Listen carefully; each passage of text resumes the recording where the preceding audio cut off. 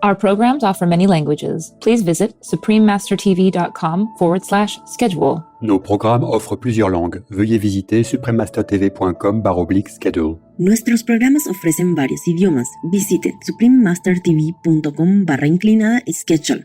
Acara kami menyediakan banyak bahasa. Silakan lihat suprememastertv.com/schedule. از جمادی مردم و نامی شدم و از نما مردم به حیوان برزدم. مردم از حیوانی و آدم شدم، پس چه ترسم کی ز مردن کم شدم. Ecopoetry, for the love of nature and all of her inhabitants. Continue watching to find out more.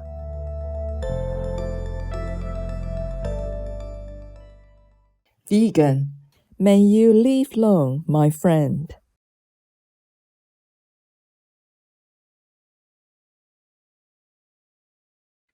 Cherished viewers, when you hear the local say "Pozdravljeni" when visiting Slovenia, know that it means welcome in Slovenian. You can wear a warm, friendly smile to return this greeting. I'm Miha. The nature-loving people of the Republic of Slovenia are happy to see that you also appreciate and protect our forests, rivers, and oceans. May we continue to gain an ever greater understanding of the environment through God's blessing. Welcome to our show, Ecopoetry, for the love of nature and all of her inhabitants.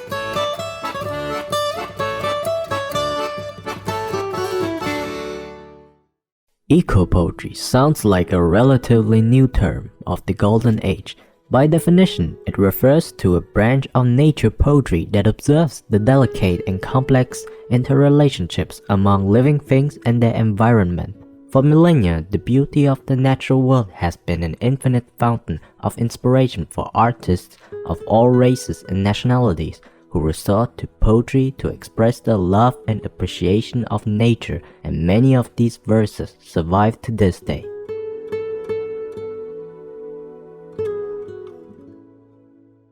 For example, in the Western world, the earliest recorded pastoral poetry was written by the Greek poet Theocritus in the 3rd century BC. Let's hear his melodic contrast of morn and night, which describes the timeless glory of the rising sun. Contrast of morn and night. As rising morn shines its fair countenance against the dusky night, as the clear spring when winter's gloom is gone, so also the golden Helen was wont to shine out amongst us.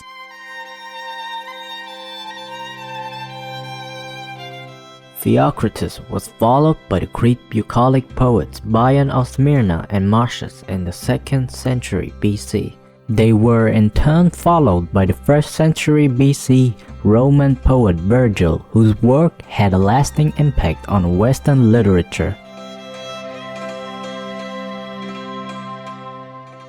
During the 19th and early 20th centuries, many famous writers from England and the United States wrote essays and poems about nature, including William Blake, William Wordsworth, Ralph Waldo Emerson, Henry David Thoreau, Walt Whitman, and Robert Frost.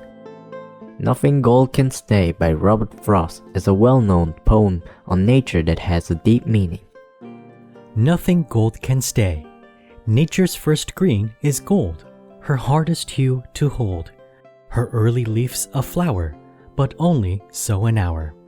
Then leaf subsides to leaf, so Eden sank to grief. So dawn goes down to day, nothing gold can stay. Tagore, the world-renowned Indian writer and poet, saw nature as a manifestation of the highest universal principle in Hinduism, the Brahman, and composed many beautiful, wise verses on nature. In his Poems of Wonder, he wrote, Poems of Wonder. The river, messenger of the universe, that brings near the far, and brings, even to one's door, the welcome of the unknown.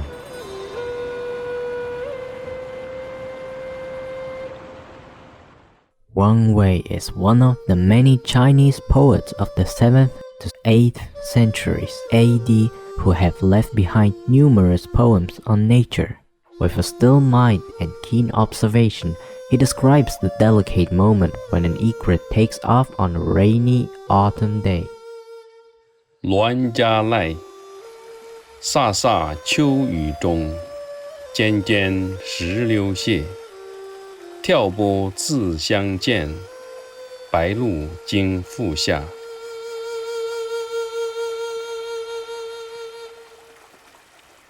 In Japan, traditional haiku poems using simple expressions are often about nature. Here is a haiku by the female poet Hasegawa Kanojo. 初雪の富士よりまろき雲浮かぶ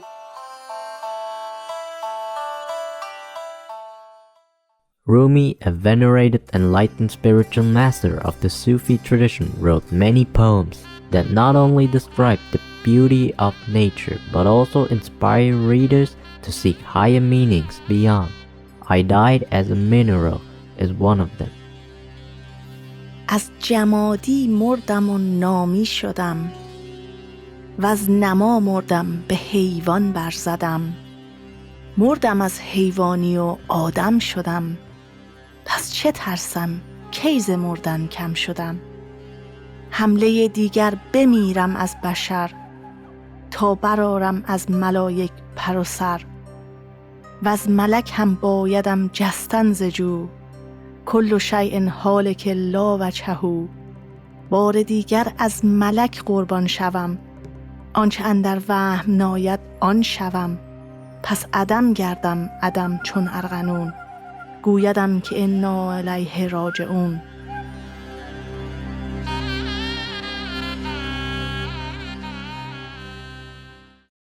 Vegan, 'cause we protect others as much as we protect ourselves. Wise viewers, we'll now pause for a moment to hear a brief message. We'll return shortly. Please stay tuned to Supreme Master Television. Warning, sensitive images. Welcome back to our show. Sadly, in the modern age, it seems that spending quiet time in nature to refresh our bodies, calm our minds, and reflect on the meaning of life has increasingly become a luxury. The balance of the natural world has been disturbed by global warming and climate change caused by human behavior and unkind lifestyles. Poetry that has a strong ecological content and takes a more critical view of humanity's relationship with the planet is becoming more popular and relevant. Such work is known as ecopoetry and is a subgenre of eco-criticism, the study of literature and its relationship to the environment. Ecopoetry takes on current issues related to the physical environment and the ecosystem in the biosphere with the aim of bringing about a sense of connectedness and hence humans' responsibility toward nature.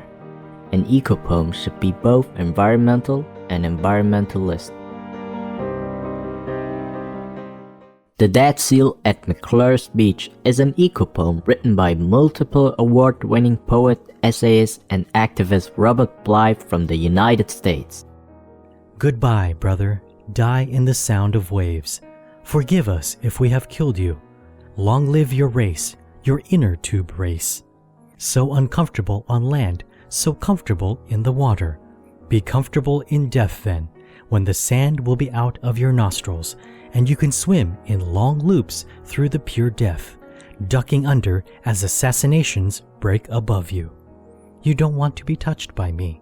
I climb the cliff and go home the other way.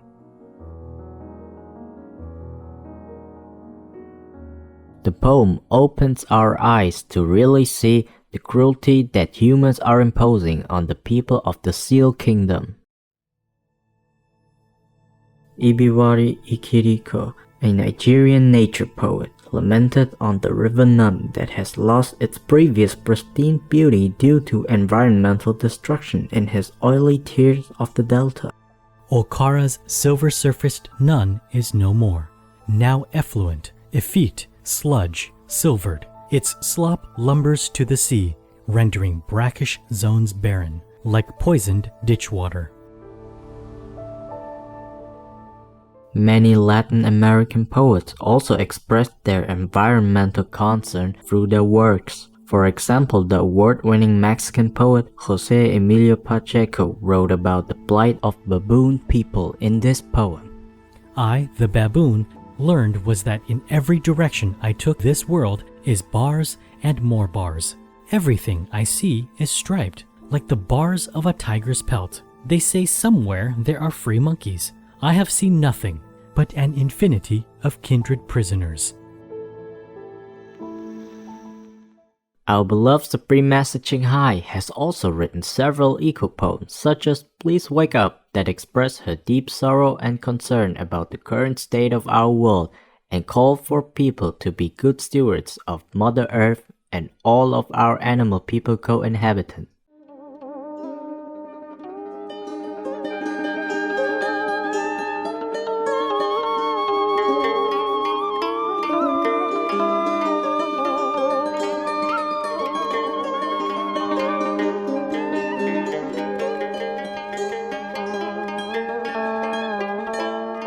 Này thế giới, em hãy bừng tỉnh dậy, nhìn ra kia,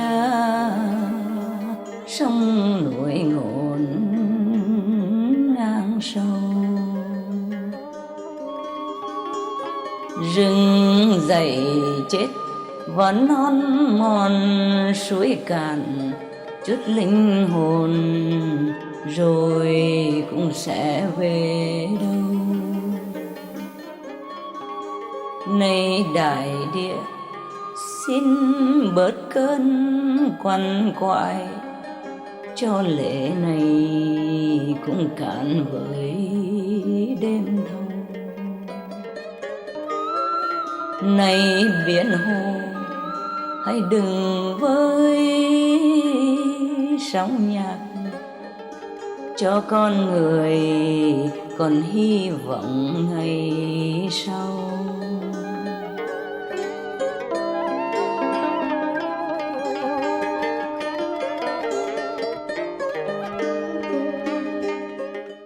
Imagine it's thee. Confined in a dirty, tiny little crate. Don't know how to spell S-P-A-C-E space? Wading in filth and urine and stench, never feel the sun or breeze on my skin. Are these made only for human beings? And words of a piglet. The last two poems are on the tragic, heart-wrenching fate of helpless, innocent animal people being raised for human consumption. Ngày tôi vừa quen người là lúc vừa ra đời, hồng hào tròn núc ních, tôi cùng mẹ vui chơi. Người nhìn tôi yêu ái, khen tròn chỉnh xinh ơi. Mỗi ngày người qua thăm, đem nước mát, rau ngon.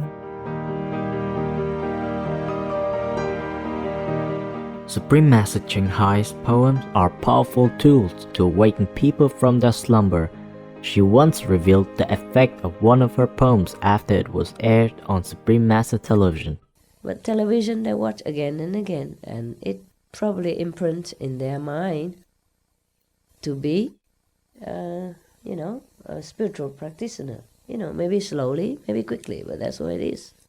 I told you something that I cannot prove, but I tell you nevertheless. Just one poem that I wrote, the poem of the piglet.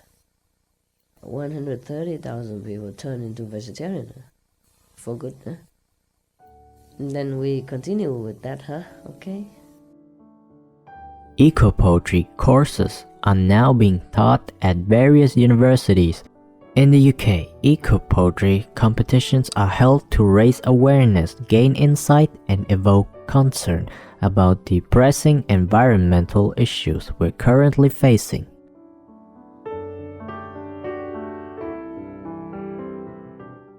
We're grateful to all the poets whose work of art elevate our hearts and minds to perceive the magic of nature, remind us of our innate connection with all beings, and return to a life of beauty, simplicity, compassion, and spirituality.